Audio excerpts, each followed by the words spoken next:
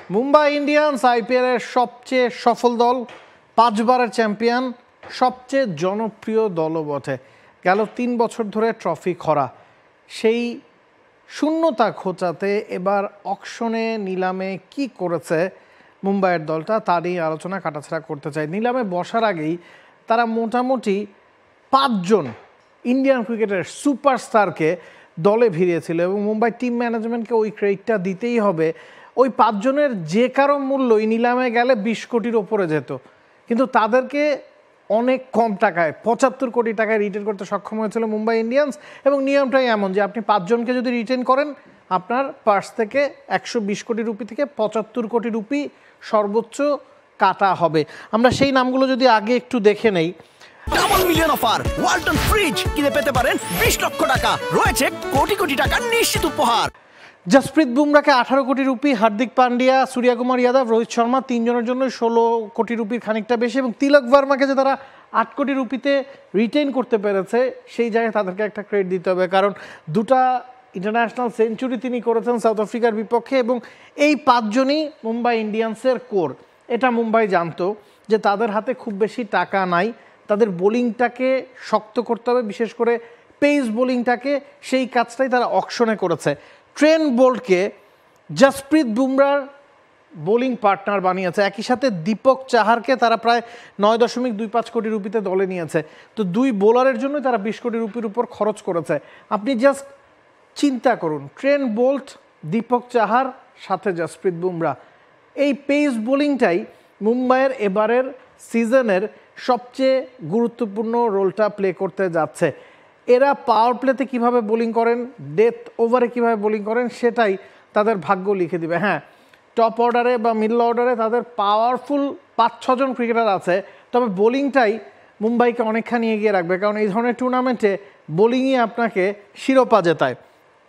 নামানধীরকে তারা দলে ফিরিয়েছে RTM card use করে। উইল জ্যাক্সকে তারা 5.25 কোটি রুপিতে দলে ফিরিয়েছে। স্পিন ডিপার্টমেন্টটা মুম্বাই সবসময়ই লোকাল স্পিনারদের দিয়ে অপারেট করিয়ে থাকে, এবার এই জায়গায় খানিকটা ভিন্নতা তারা দেখিয়েছে। আল্লাহ গাজনাফারকে তারা প্রায় 5 কোটি রুপি খরচ করে দলে ফিরিয়েছে। কলকাতার সাথে অনেকক্ষণ বিডিং ওয়ার হয়েছে এবং সেখানে তারা স্পষ্টভাবেই জানিয়েছে বা বুঝিয়েছে যে আল্লাহ গাজনাফারকে তাদের যে কোনো মূল্যেই চাই। মিচেল স্যান্টনারকে একেবারে শেষ মুহূর্তে বেস প্রাইজে দলে নিয়েছে। রায়ান রিকালটন, যিনি এমআই কেপটাউনের হয়ে খেলেন, তাকে দলে ফিরিয়েছে।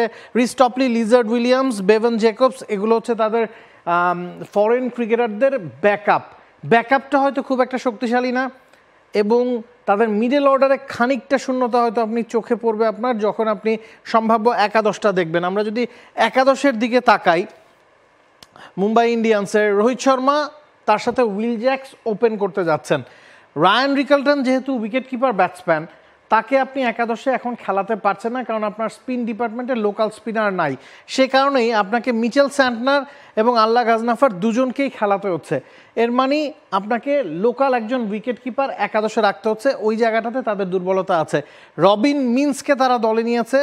2023 সালে আমরা কলকাতাকে দেখেছিলাম এই ধরনের একটা সমস্যায় ভুগতে, যে ইন্টারন্যাশনাল উইকেট কিপিং ব্যাটসম্যানরা যখন পারফর্ম করতে পারছিলেন না, লোকাল ক্রিকেটারদেরকে তারা সুযোগ দিয়েছে, তারাও পারফর্ম করতে পারেনি, এবং ওই জায়গায় একটা দুর্বলতা কলকাতার প্রকাশ পেয়েছিল। এবার মুম্বাইকে সেই সমস্যায় পড়তে হতে পারে। তাদের মূল শক্তির জায়গা রোহিত শর্মা, উইল জ্যাক্স, তিলক ভার্মা, সূর্যকুমার, হার্দিক পান্ডিয়া, প্রথম 5 জনের মধ্যে 1 জন বিদেশি, এবং বাকি 4 জনই লোকাল ইন্টারন্যাশনাল ক্রিকেটার, যারা যে কোনো সময় ম্যাচের ভোল কিন্তু পাল্টে দিতে পারেন। এবং যেটা শুরুতেই বলছিলাম, ট্রেন্ট বোল্ট, জসপ্রীত বুমরা, দীপক চাহার থাকায় একটা সুবিধা মুম্বাই এবার পাবে। ট্রেন্ট বোল্ট, দীপক চাহার নতুন বলটায় বোলিং করতে পারবেন। আপনি জসপ্রীত বুমরাকে ফ্লোটার হিসেবে যে কোনো সময় ব্যবহার করতে পারেন, নতুন বলে, পাওয়ার প্লে শেষ ওভারটায়, মিডল ওভারে বা ডেথ ওভারে, যে কোনো সময় আপনি জসপ্রীত বুমরাকে ব্যবহার করতে পারেন, কারণ এবার মুম্বাই দলটাতে উইকেট টেকিং অপশন শুধু জসপ্রীত বুমরা না, আরও আছেন। এবং এই দলটার দুর্বলতা হচ্ছে তাদের wicket keeper batsman. Local wicket keeper batsman হিসেবে রবিন মিন্স আছেন, তার কোনো ব্যাকআপ নাই, এবং যেহেতু মিচেল স্যান্টনার, গাজনাফার ছাড়া তাদের লোকাল স্পিনার নাই, সেক্ষেত্রে আপনি রায়ান রিকালটনকে খেলাতে পারছেন না। এবং ট্রেন্ট বোল্ট নিশ্চিতভাবেই স্টার্ট করবেন। নামানধীর is a very good addition to this Mumbai Indians line up. নামানধীর আগেও মুম্বাইয়ে খেলেছেন এবং তাকে ইম্প্যাক্ট ক্রিকেটার হিসেবে তিনি ভাইটাল রোল কিন্তু এই মুম্বাইতে প্লে করতে পারেন। এখন সমস্যা হচ্ছে লোকাল স্পিনার তাদের নাই, স্পিন নিয়ে গেল 3-4 বছর ধরেই তারা ভুগছিল, কারণ তারা লোকাল ক্রিকেটার হিসেবে কুমার কার্তিকিয়া বা পিয়ুষ চাওলাদের উপর ভরসা করেছিল। এবার ওই জায়গায় তারা বদল এনেছে। আল্লাহ গাজনাফার এক্সাইটিং ট্যালেন্ট, তবে এখনও আইপিএল বা বড় মঞ্চে তিনি কিন্তু প্রমাণিত নন।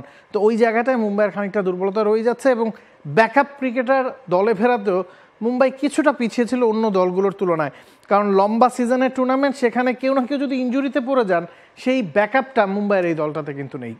For more updates, subscribe to our YouTube channel and click on the bell icon. Follow us on Facebook and Instagram. Download T-Sports app to enjoy exciting games and highlights. Visit tsports.com.